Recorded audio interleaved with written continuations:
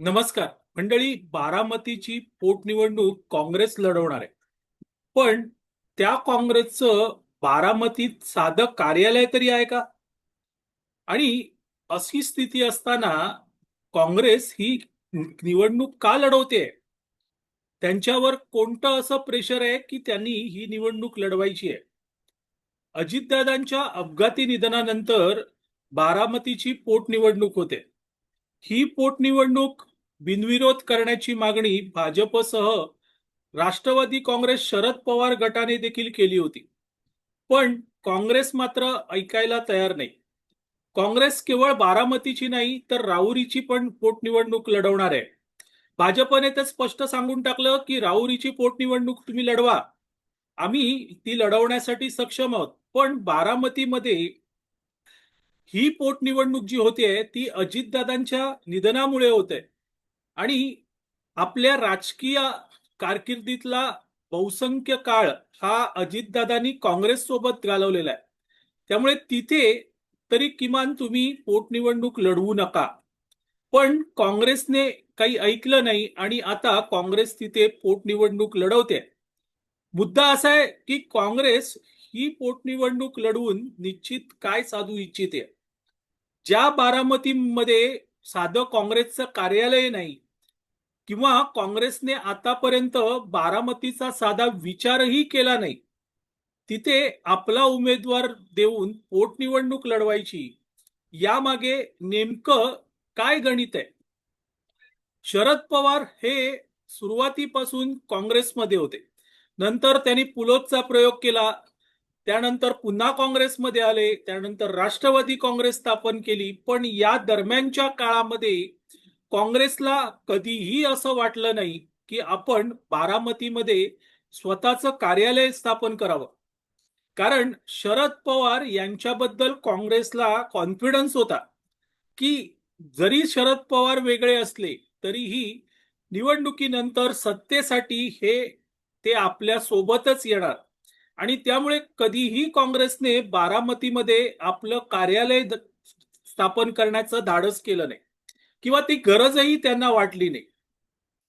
शरद पवार जोपर्यंत सक्रिय होते, नाही आताही ते सक्रियच आहेत, पण वार्धक्यामुळे काहीसे बाजूला पडलेले आहेत. पण बारामती काँग्रेसने जिंकायची असा विचार काँग्रेसने कधीही केला नाही.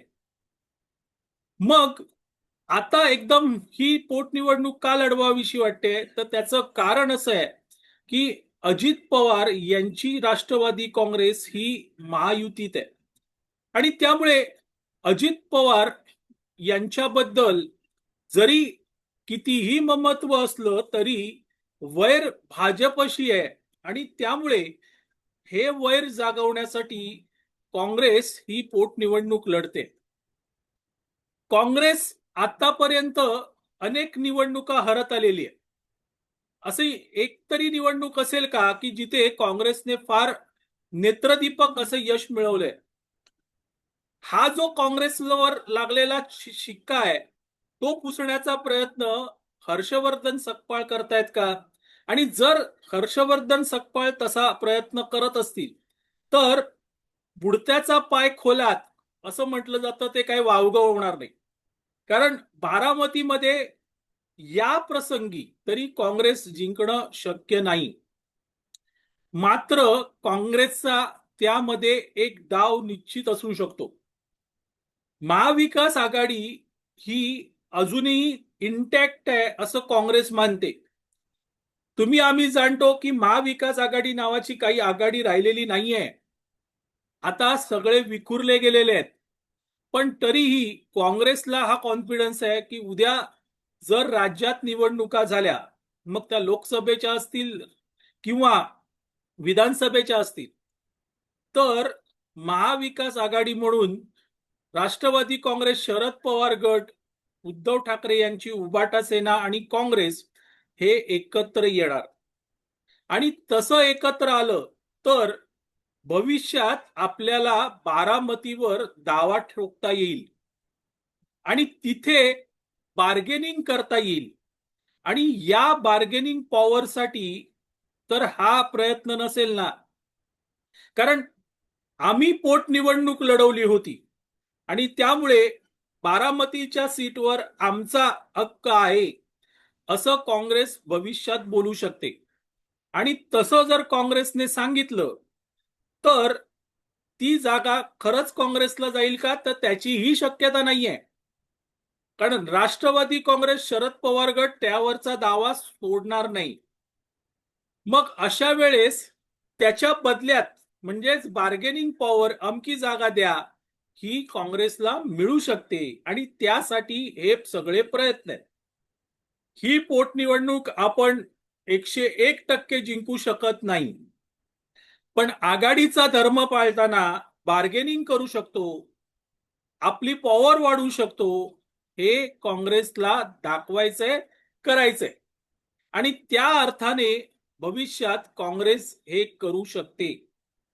आणि त्यासाठी या पोटनिवडणुकीत काँग्रेसने आपला उमेदवार उभा केलेला आहे. आता गंमत अशी आहे की राष्ट्रवादी काँग्रेस शरद पवार गटाने तर सांगून टाकलेलं आहे की ह्या निवडणुकीत बारामतीकरांनी सुनेत्रा पवार यांना मतदान करावं. का, तर अजितदादांसाठी. आणि हे सांगणं शरद पवार गटाची अगतिकता आहे.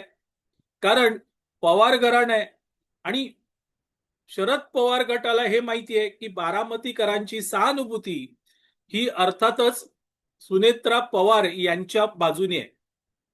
आणि अशा वेळेस जर काँग्रेसची बाजू घेतली तर संपूर्ण राजकारण उलट फिरू शकेल आणि पुन्हा पवार घराण्यात जी फूट पडेल ती वेगळी. आणि त्यामुळे काँग्रेस सोबत न जाणं किंवा काँग्रेसला सांगणं की बाबा नाही आम्ही येत नाही, बारामतीच्या जनतेला सांगणं की सुनेत्रा पवार यांना मतदान करा, हे राष्ट्रवादी काँग्रेसची अगतिकता आहे. आणि त्या अगतिकतेपाठी राष्ट्रवादी काँग्रेस शरद पवार गट हे गेलेला आहे. मुद्दा असा आहे की मग ही निवडणूक का लढली जाते, तर पुन्हा एकदा सांगतो की ही निवडणूक लढली जाते ती म्हणजे आघाडीत बिघाड करण्यासाठी. आणि त्या अर्थाने या निवडणुकीकडे बघितलं पाहिजे. सुनेत्रा पवार या 100% निवडून येणार आहेत भविष्यात, पण या निवडणुकीचा वापर करून काँग्रेस मात्र महाविकास आघाडीत आपली पत वाढवणार आहे आणि त्यासाठी ही निवडणूक लढली जाते. सगळ्यात महत्वाची गोष्ट अशी आहे की ज्या वेळेस अजित पवार यांचं निधन झालं होतं त्यावेळेस राहुल गांधी, सोनिया गांधी यांसारखे ज्येष्ठ नेते काही महाराष्ट्रात फिरकले नव्हते किंवा त्यांच्या अंत्यसंस्कारालाही आले नव्हते. काँग्रेसचे इतर नेते होते, राज्य पातळीवरचे नेते होते, पण केंद्रातलं कोणीही आलं नाही. इथे स्पष्ट होतं की काँग्रेसला राष्ट्रवादी काँग्रेस बद्दल ममत्व किती आहे. ममत्व किती आहे.